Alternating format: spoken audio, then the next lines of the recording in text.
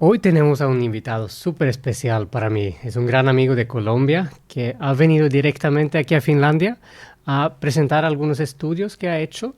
Y además, hoy en este episodio vamos a resaltar un trabajo muy interesante que ha hecho en una maestría de educación y emprendimiento en la Universidad de Ciencias Aplicadas de Oulu.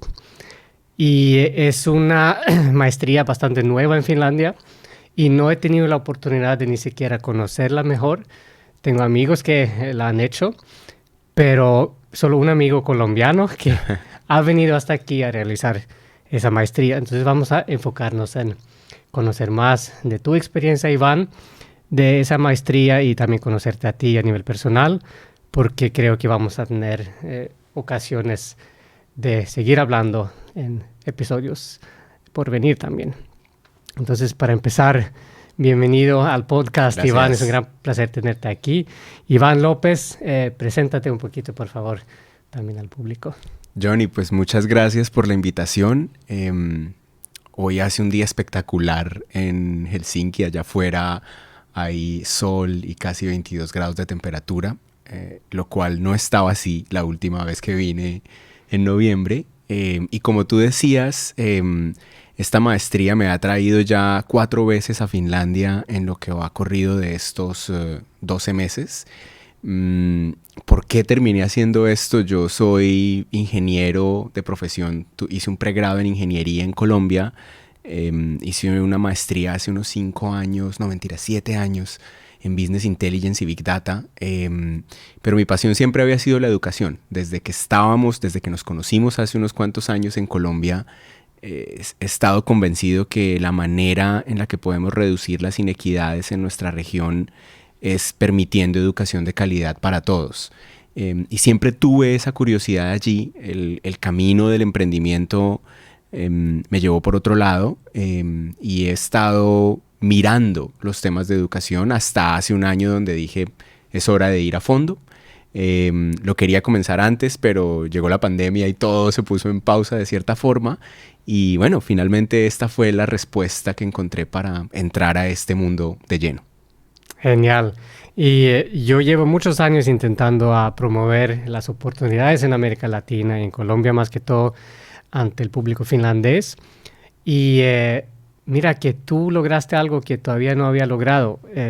Crear un evento en Finlandia, en una entidad finlandesa, ante un público básicamente finlandés, representando las oportunidades en América Latina. Y ese fue un evento que pasó hace un par de días. Si de pronto quieres resumir algo de ese evento antes de que entremos en la maestría. Sí. Bueno, de pronto el por qué, y tú sabes, hay este dicho en español que dice nadie es profeta en su tierra. Posiblemente por eso tengo un poco más de facilidad y tuve más la facilidad de abrir estas puertas. Sí, aquí en Finlandia, como yo en Colombia, abro puertas solo con la bandera finlandesa. Exacto. Y los que son más sabios no logran hacer nada. Y es muy difícil, pero... Pasa. Pero cuéntanos más, por favor. Sí, entonces hace 2 días tuvimos un evento en el Helsinki Education Hub donde fueron muy amables de abrirnos las puertas para presentar las oportunidades y las necesidades de innovación en la educación básica, primaria y secundaria en América Latina. Entonces lo que hicimos en mi empresa es que tomamos 130 fuentes oficiales para poder identificar muy bien cuáles son las similitudes y diferencias de los sistemas y entender, digamos, las generalidades.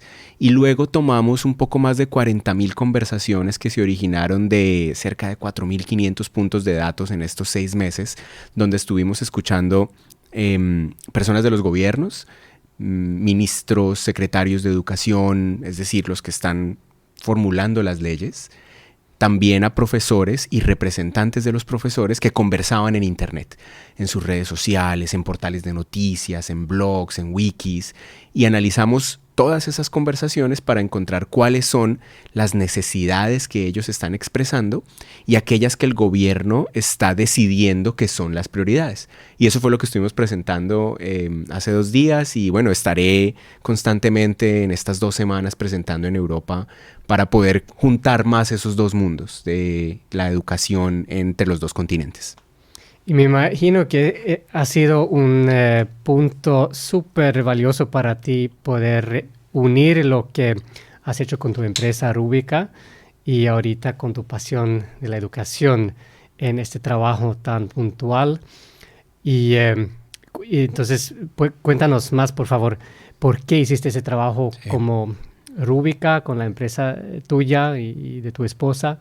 Y cómo conectaste todo con la educación y después vamos hacia la Claro, maestría. es un buen punto de conexión con el estudio porque cuando comencé el proyecto de grado, que es algo que me gustó mucho en esta maestría, desde la primera semana nos dijeron, bueno, ¿cuál es el tema que quieren? Eso no pasa normalmente en la educación tradicional, ¿cierto? Tú esperas al final para escoger un tema y acá la premisa era, seguramente algo te trae acá, algo ya te motiva, tienes una idea, conéctate con esa idea desde el principio. Comenzando a hacer la investigación y la conexión con esa idea de la que ya vamos a hablar en minutos, dije, como buen ingeniero, necesitamos un punto de partida, entendamos nuestro contexto, qué hay. Y ese qué hay nos llevó a comenzar a investigar precisamente el estado actual de la educación primaria y secundaria en América Latina. Lo que pasa es que eso que resumimos en una frase es muchísima información. Nosotros investigamos 8 países. La presentación que yo hice en el Education Hub eran 30 slides que duraron más o menos 40 minutos, acelerando mucho, pero hay muchísimos datos detrás, entonces no... Eso era muy grande para tenerlo en una investigación del estudio, por lo tanto lo separamos y dijimos, ok, entonces lo vamos a utilizar más del lado de lo que somos capaces de hacer en Rúbica, que es entendamos miles de puntos de datos para sacar insights y necesidades, y yo me voy a enfocar más en otro tema académico para cumplir con el requisito de la maestría. Ok, entonces empecemos con la maestría. Bien. ¿Cómo tuviste la idea de venir hasta Finlandia a hacer una maestría en educación y emprendimiento? Y Sí. cuéntanos más de los primeros pasos. Creo que la clave está en esas 2 palabras. Yo estaba buscando un programa que pudiera, primero, juntar las tendencias en educación y que me pudiera conectar, pero además que eso representara algo accionable, algo que se pudiera hacer. Y yo estoy convencido que el emprendimiento es en realidad la forma en la que la mayoría de nosotros tiene mejores herramientas para cambiar realidades. De verdad creo que una empresa bien llevada, de forma responsable y que piensa que debe tener un impacto social, ambiental y económico, cambia las realidades. Entonces, que quería que fuera educación con emprendimiento y ojalá con un toque de tecnología, que también lo tiene este programa. Y siempre había pensado, por muy buen posicionamiento que hemos hablado mucho que tiene la bandera finlandesa ya en temas educativos, que este era el lugar para venir. Así que encontré el programa, apliqué, me aceptaron, descubrí luego que aceptan solo como la 5ª parte de las personas que aplican. Y bueno, esto comenzó en agosto del año, no, en julio del año pasado, en julio del 2022. El tema con el que comencé, Johnny, tiene que ver con el loguito que tenemos acá, y es que yo soy un astronauta frustrado. Ajá. Soy uno de esos niños que siempre quiso ser astronauta, ir al espacio, pero nosotros, sobre todo en Latinoamérica, no tenemos muchas de esas oportunidades, ¿sabes? Lo vemos como un sueño muy, muy lejano.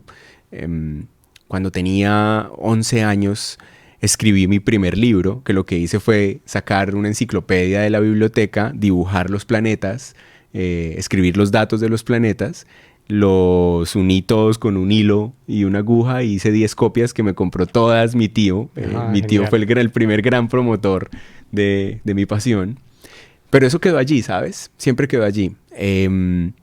Y cuando en la maestría nos pidieron conectarnos con un tema, yo dije, la divulgación científica. La divulgación científica es muy importante en estos momentos que hay tantísima información y tantísima desinformación. Y en lugares como estos donde estamos, donde se construye conocimiento de altísimo nivel, hay gente muy capacitada, hay unos investigadores que van a profundidad en muchos temas y desafortunadamente un experto temático no siempre es un buen divulgador. Casi siempre no lo es. Te voy a decir que ayer precisamente pensé en increíble, tan excelente tu presentación como pensando en, digamos, la parte humana, tú siendo ingeniero y no había, digamos, reflexionado sobre eso que de pronto ni siquiera sabía que eras ingeniero por tan emprendedor y tan sociable que siempre has sido. Entonces, solo quería comentar eso, y no solamente fue un texto que te mandé, sino de verdad, sí, una excelente presentación y tienes un excelente carisma. Gracias. A la hora de presentar. Y eso es algo que también he buscado mucho de los investigadores que no lo tienen. Entonces, de alguna manera, encontrar un canal, un medio como un podcast para expresarlo, pero ni siquiera ellos mismos saben hablar y vender su ciencia. Es verdad. Y es tan importante que llegue al público. Porque si no, no tomamos decisiones equivocadas. Sí. Como la docencia en general basa sus decisiones, los rectores también muchas veces en lo que ven en la práctica, pero no lo que sabemos a nivel científico por falta de haber llegado a la práctica o al conocimiento general. De hecho, Johnny toma dos fenómenos que son muy controversiales. Todavía todas las teorías de conspiración que hay alrededor del cambio climático y del terraplanismo.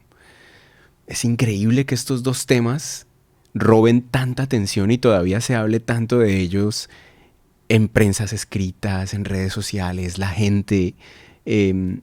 Y aunque puede tener tanto de largo como de ancho estos temas, yo creo que hay una razón fundamental y es que la ciencia no ha tenido la capacidad y los científicos no han tenido la capacidad de divulgar de una manera amable, de una manera que se quede en el cerebro, que es lo que pretende el aprendizaje en su mejor forma, ¿cierto? Que se quede y que tú sobre todo lo utilices después. Entonces, con esta inquietud de la astronomía, de la divulgación científica, entré a la maestría. Cuando comencé a investigar un poco más, primero, hay unos datos muy interesantes sobre el nivel de involucramiento que tienen los chicos con los temas del espacio ahora, chicos y chicas en general, o sea, los niños y los jóvenes, es un tema que les apasiona mucho. Y del lado económico, la estimación es que para el 2050, las inversiones en la exploración espacial van a crecer más o menos en un 3000% de lo que hoy tenemos.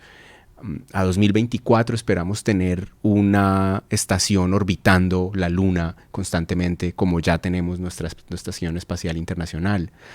A 2030 esperamos tener una estación constante en la Luna, siempre con tripulantes humanos. Hay muchas cosas que van a pasar hacia el espacio exterior y sería muy bueno que pudiéramos tener cada vez más personas de todas las partes del mundo y que no solo se quede otra vez en el hemisferio norte metidas en esta industria. Y eso me llevó a, bueno, vamos a llevar este tema. Listo, pero agrega ya, de pronto sabes algo de si hay un porcentaje muy mínimo de colombianos, una colombiana en especial, sí, y una empresa de educación colombiana que tiene algo que ver con el espacio. No sé si sabes de la primera mujer en la NASA, que es colombiana. No sé la historia en detalle. Y también la empresa Platzi, que hace unos días mandó un satélite al órbito por primera vez. Sí. No sé de los detalles todavía. Bueno, pues Freddy Vega, que es el cofundador, es el fundador de Platzi, es un apasionado por temas del espacio. Entonces, ya que tiene la ventaja de tener una empresa exitosa, pues está siguiendo su pasión también y de hecho hay interés en que él tenga también este tipo de temáticas en su plataforma. Y la persona que describes de la NASA, olvidé su nombre en este momento, pero sí, ella dirigió toda la ingeniería de la misión Perseverance, que fue la que no se dice aterrizó, pero bueno, logró llegar a Marte con el robot Perseverance y que ahorita está explorando Marte ya hace un poco más de 1 año y medio. Toda la ingeniería la dirigió ella. Pero son todavía contados con los dedos de la mano, Johnny. Claro, entonces está muy bueno porque ya hay pioneros. Me encantaría que pudiera haber mucho más. Y esta fue esa motivación para entrar con esta temática a ya de lleno lo que está pasando en mi proyecto de grado de la maestría es un programa de entrenamiento para profesores de secundaria principalmente que quieran utilizar fenómenos astronómicos para mejorar su enseñanza de las ciencias. De las ciencias llámense matemáticas, física, química, pero ciencias humanas también, ciencias sociales, y que lo juntemos con las artes, como es el principio de la educación STEAM, porque yo creo, Johnny, que es un error llamarlo STEM y quedarse solo en ciencia, tecnología, ingeniería, Sí, matemáticas, sí. porque No, otra vez desde vamos Ken a crear Robinson, una... desde que el Sir Ken Robinson se volvió famoso, ya es Así, el padre de los TED Talks, ¿y hace cuántos años? y sí, con mucho enfoque en la creatividad, en las Sí, artes. Y la idea es motivar a los niños en algo, en lo que son buenos, y si son las artes, genial. Si enfatizamos esa parte, van a volverse mucho mejores también en, por ejemplo, las matemáticas, en lo que sea, cultivando una motivación y un interés por mejorar algo. Y ahí las artes sí son súper importantes para incluir siempre en Y volvamos al este tema de enfoque. la divulgación. Si tú no tienes esas capacidades de expresión oral, artística, como sea que lo escojas, va a ser muy difícil que luego puedas comunicar correctamente o traer más personas, traer más interés a lo que sea que estés haciendo en tu investigación científica. Entonces, yo creo que ahí está la conexión. Eso es lo que es una de las premisas que tiene el programa de aprendizaje. De hecho, investigando para esto, descubrí que de los últimos 50 premios Nobel de ciencias exactas, hay una probabilidad 3 veces mayor que esos premios Nobel tengan un hobby artístico muy desarrollado. Sean o pintores, o cantantes, o músicos. Y lo que ellos describen en sus biografías es que no solo les ayuda a desarrollar otra parte del cerebro, sino que les crea unas conexiones que no las pueden explicar. Es simplemente tu cerebro trabajando ese otro hemisferio cuando tiene tanta información de este lado lógico y encuentra la del creativo, encuentra unas conexiones increíbles. Y ya lo descubrimos hace rato, las investigaciones lo muestran hace rato, entonces la tarea es llevarlo a los salones de clase. Sí. Ahora, ¿cómo hacer eso? Y en esto también lo hemos hablado mucho contigo y es, hay una conexión directa entre las emociones y el aprendizaje, ¿cierto? Desafortunadamente, y no sé si eso pasaba también aquí en Finlandia o sigue pasando, hay una aversión a las matemáticas, a la física, a las ciencias exactas, porque lo ven como algo aburrido, como algo difícil, con malas experiencias, ¿cierto?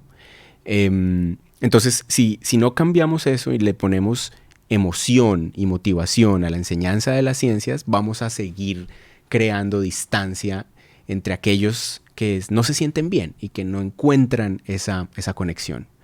Entonces, lo primero, la primera parte, digamos, del marco teórico de todo este tema de enseñanza de las ciencias con STEAM, utilizando los fenómenos astronómicos, es involucremos muchísimo las emociones, encontremos el interés que los chicos tienen y eso vendría precisamente de encontrar estos fenómenos con los que quieren estudiar y que no es solo una tarea, sino que están emocionados y que quieren continuar investigando y sabiendo.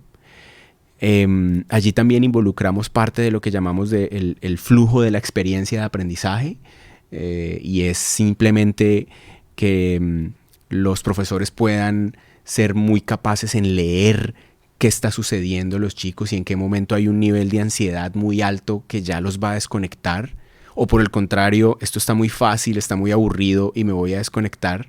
Entonces leer ese flujo de la experiencia de aprendizaje que si te das cuenta tiene mucho precisamente de psicología que yo creo que es súper necesaria para nuestros profesores y eso lo hemos olvidado Total. muchísimo de cómo interpretar y cómo leer lo que está pasando con los chicos. Es lo primero que aparece, digamos, en este estudio y lo que yo creo que debería estar en esos programas de aprendizaje. Sí, cómo funciona el cerebro, o sea, la psicología del aprendizaje. Si no empezamos ahí, ¿qué pretendemos lograr? Y eso es precisamente la segunda parte, digamos, de este marco teórico de la maestría que ahora se vuelve el programa de entrenamiento. Y es, hay muchísima investigación sobre cómo aprende el cerebro. Yo escogí únicamente 5 temas que me parecía que eran los más fácilmente conectables y que se pueden llevar a los programas de entrenamiento. El primero es toda la teoría del constructivismo, es decir, tú construyes conocimiento, no simplemente lo adquieres. De esto hablamos hace 2 días cuando salimos de la charla. Y eso está relacionado también con el contexto, ¿cierto? Entonces, donde tú aprendes, se van a generar conexiones directas para que luego continúes y recuerdes ese aprendizaje. Eso entonces va de una vez a retar los ambientes de aprendizaje tradicionales. El salón de clases con un tablero y unas sillas y un orden. El único lugar en el mundo donde encuentras eso son los salones de clase, pero cuando sales a trabajar nunca más te encuentras con ese ambiente. Entonces, pretender que el aprendizaje suceda en un ambiente tan lejano a la realidad va en contra de lo que ya sabemos de cómo aprende el cerebro. El tercero es la mezcla entre el aprendizaje activo y el aprendizaje pasivo.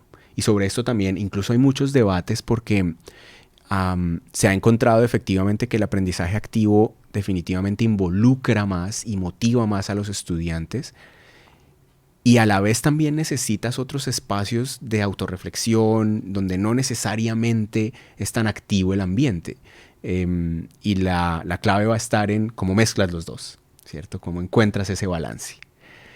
Y por último, y relacionado también precisamente con el aprendizaje activo y sobre todo cómo de las diferentes formas que nuestro cerebro aprende, hace unos años me encontré con un libro fascinante que se llama Training from the Back of the Room, escrito por Sharon Bowman, a quien le agradecí públicamente en LinkedIn también por haber traído ese libro a nuestras vidas, porque ella compila muchos de los aprendizajes sobre cómo aprende el cerebro y lo convierte en unas técnicas muy fáciles que la llama las 4 Cs, que es un concepto, una conexión, práctica concreta y una conclusión, para que lleves siempre tus ciclos de aprendizaje alrededor de esas 4 Cs. Entonces, implementando todo esto que te acabo de contar, hace poco monté un prototipo de este programa de entrenamiento con profesores. Estuvimos con 7 profesores de secundaria y 3 estudiantes de licenciatura de Ciencias Naturales durante todo este semestre aprendiendo de estos temas. Y nos encontramos en Colombia, en el desierto de la Tatacoa, en Orión Campamento Interestelar, que es un proyecto de divulgación científica, bueno, en realidad es una empresa de divulgación científica, donde estuvimos con ellos y cada uno de ellos durante el semestre había preparado una sesión de divulgación científica, implementando y utilizando todos estos conceptos, y la hizo frente a todo el resto de los profesores. Todo el resto le daban su retroalimentación. Y bueno, vamos a ver qué pasa de aquí en adelante, Johnny, con esto que hoy es un prototipo y esperemos que lo podamos involucrar a gran escala. Y te iba a preguntar, pero un poco después de los próximos pasos posibles, pero antes de entrar en eso y pensar en el futuro y lo que tú de pronto ves pasar en tu vida después de terminar tu tesis, quisiera preguntarte más del programa como tal y la Universidad de Ciencias Aplicadas de Oulu.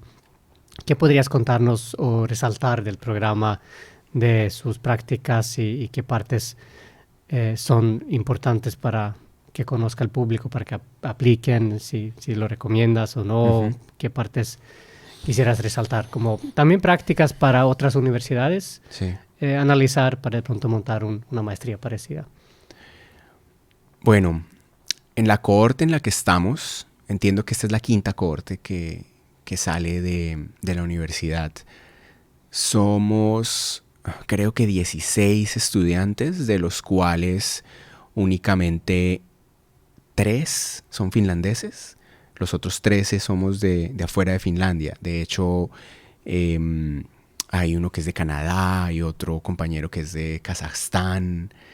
Entonces la parte internacional es muy valiosa porque todas las conversaciones siempre nos llevaban a similitudes y diferencias de las sociedades, de los sistemas educativos. Entonces yo creo que eso es un gran plus de que sea tan internacional. Lo segundo, mira que nosotros y eso que pues, trabajamos en educación, todavía estamos muy acostumbrados a me voy a sentar acá y voy a esperar que me digan cosas. Y desde el principio ellos utilizaron técnicas de aula invertida y de autonomía en el aprendizaje, así que nos decían, bueno, aquí están los temas, vamos a hablar y construyamos. Entonces al principio, digamos que tuvimos ese choque, pero rápidamente nos dimos cuenta, muy bien, esto es lo que se profesa, por lo tanto, hagámoslo. Y lo tercero son las reuniones en persona que tenemos. Entonces, todo pasa online, pero nos encontramos 4 veces al año. La primera vez que vine acá en agosto, estuvimos en Oulu, visitamos una escuela primaria y secundaria en Oulu. Fue fascinante hablar con el rector, con los profesores, entender el currículo, ver a los chicos en acción. Recuerdo mucho, Johnny, que estaban unos chicos, creo que eran como de 4º año, no tenían más de 8 o 9 años, y estaban cocinando en unas estufas pequeñitas. Y todos nos quedamos como, ¿por qué están cocinando? Y el profesor nos decía, porque estamos formando adultos funcionales. ¿Cómo vas a querer que este chico sobreviva si no sabe cocinar? Y al tiempo nos decían, acá puedes aprender química, biología, estás practicando tus relaciones interpersonales.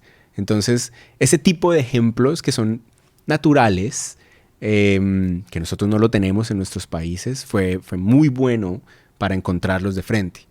La siguiente vez que nos vimos fue en noviembre, fue acá en Helsinki, y estuvimos en la mayoría de los eventos educativos de Slush, que es este evento de emprendimiento y tecnología. Entonces el networking fue de altísimo nivel. Ahí conocí a la gente del Helsinki Education Hub y gracias a esas conexiones volví aquí ahora. Y la próxima semana nos vemos en Londres, en el marco de la Education Technology Week. Entonces esa parte de networking ha sido muy buena por la universidad. Genial, ¿no? Me encanta escuchar todo eso porque no se ve por todos lados y la Universidad de Oulu de Ciencias Aplicadas es también pionero aquí en Finlandia con ese tipo de programas y veo que es posible aplicar esos conocimientos en la práctica en cualquier parte del mundo. Sí. Por ejemplo, la aula invertida, hay que conocer que es difícil para un adulto empezar con una práctica tan diferente y pensé en Kirsti Lonka, con quien te viste ayer, sí, en su libro The Phenomenal Learning from Finland. Escribe precisamente de eso, que hasta en el nivel universitario es muy difícil introducir la aula invertida como metodología así nomás, porque los jóvenes ya están acostumbrados a sentarse, recostarse atrás, a solamente escuchar a ver qué dice el profesor hoy. Así es. En vez de prepararse antes, entrar con un video o lo que sea, y hay que tener paciencia cuando se introduce ese tipo de metodologías. Y tiene que ver con, digamos, la psicología del aprendizaje.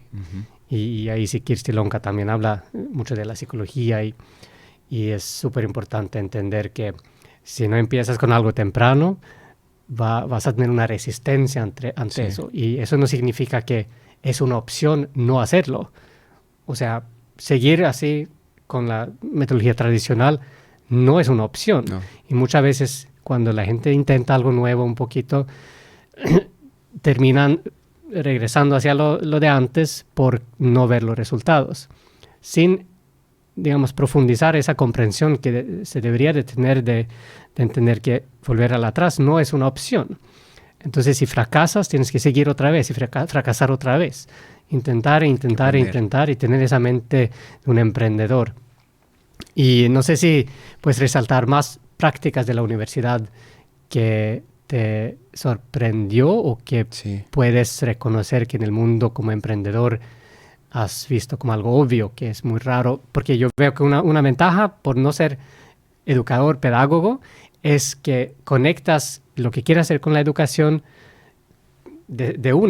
con tu experiencia práctica de la vida real y no tienes una formación docente aislada del mundo real que utilizas como base. Sí.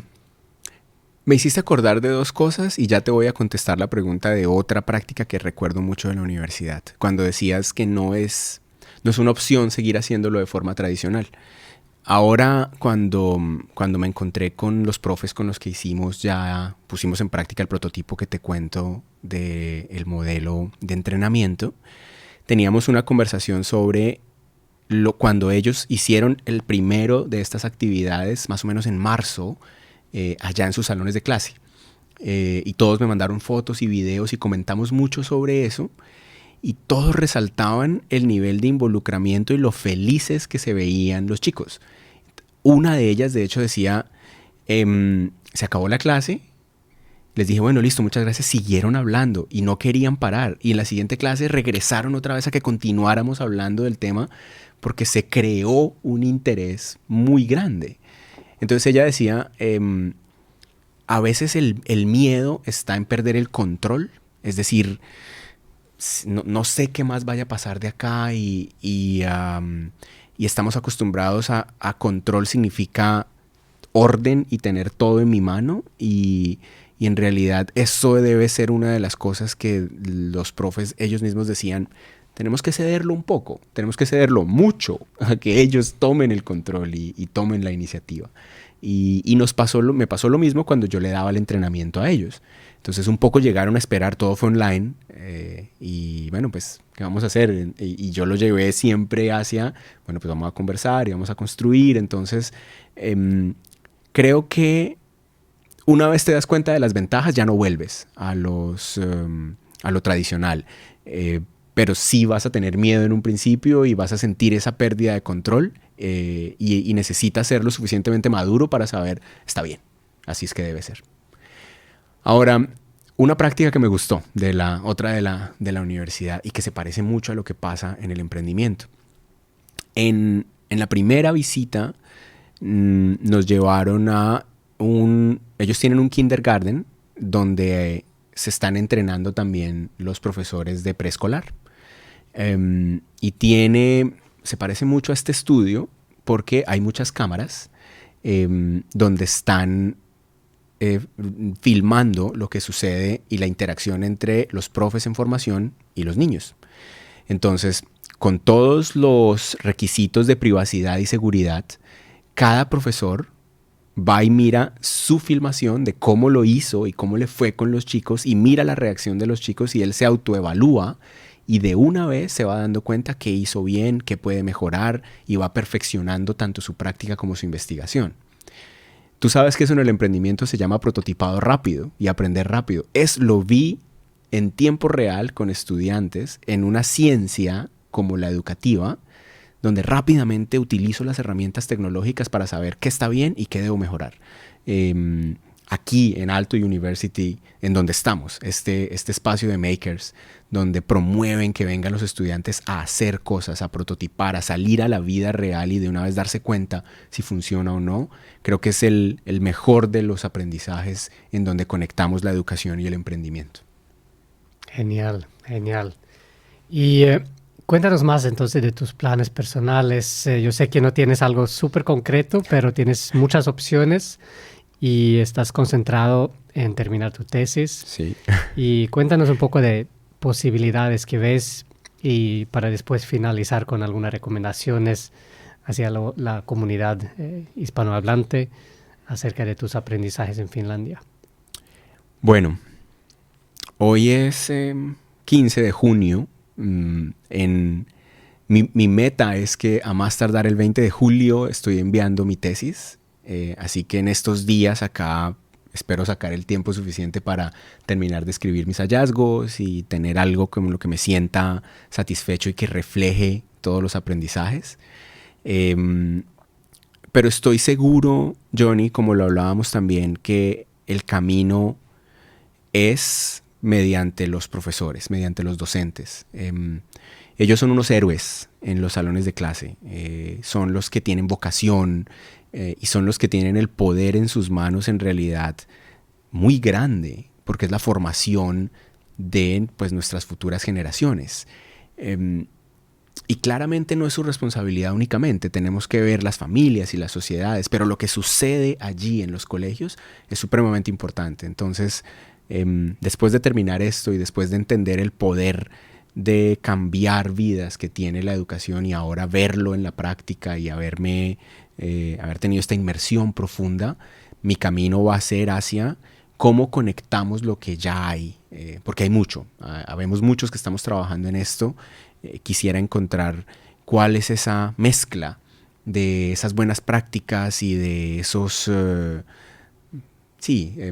esas formas que ya existen para llevarlas a América Latina. Y en eso transitará, ojalá, unos cuantos años de mi vida de aquí en adelante en llevar y conectar, y que ojalá nuestros profesores y nuestros colegios en Latinoamérica adopten lo bueno que se hace acá, pero también adapten lo bueno que se hace acá, porque no se trata de copiar y pegar, nunca ha sido copiar y pegar, pero hay mucho que aprender y mucho que adaptar, y nosotros también tenemos mucho que enseñar de allá para acá, y esos son los puentes que me encantaría tejer. Así es. No hablamos nada de tecnología, sorprendentemente, pero quisiera hacerte una última pregunta. ¿Qué rol ves de la tecnología en todo esto? Hay mucho miedo frente al desarrollo exagerado de la tecnología, por un lado. Además, hay muy poco uso práctico de la tecnología que ya tenemos, por otro lado.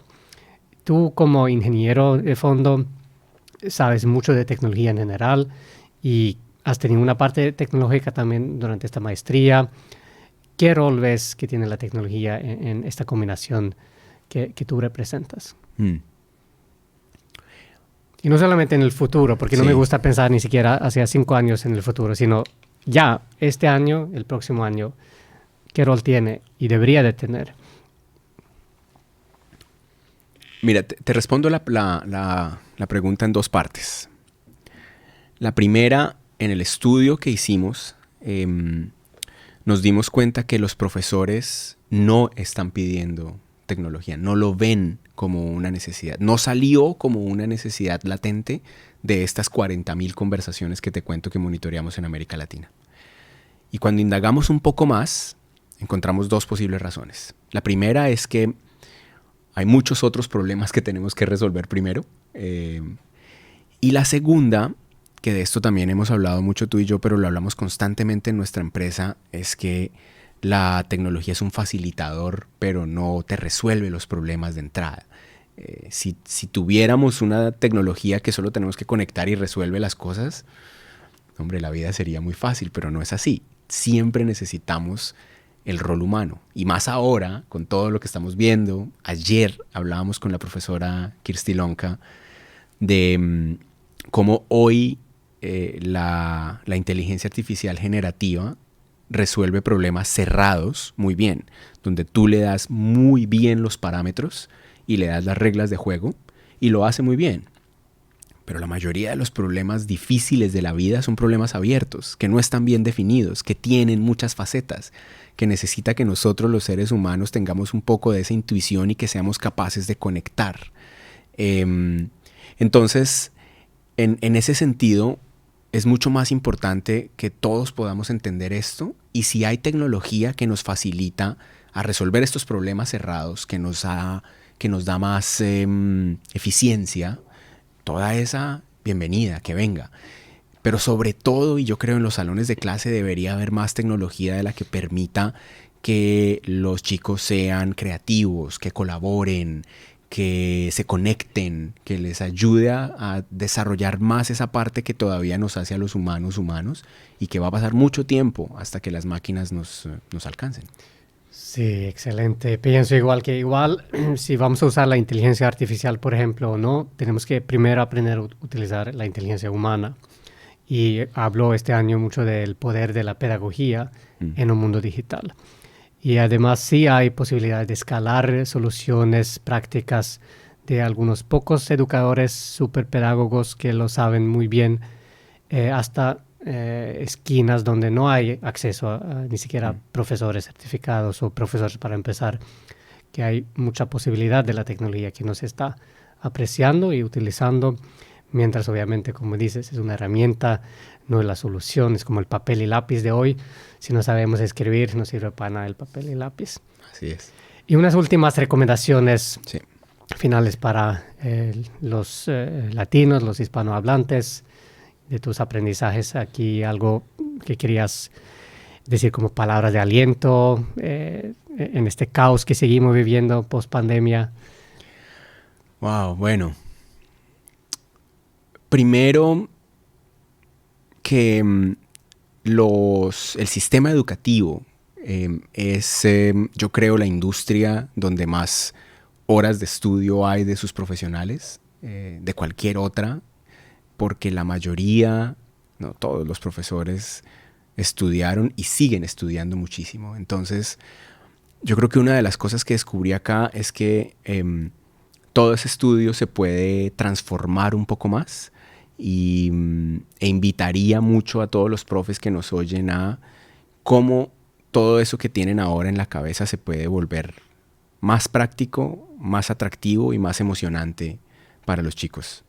Y eso va a comenzar a cambiar mucho las prácticas que pasan en los salones de clase y sobre todo los chicos van a aprender más, que es lo importante.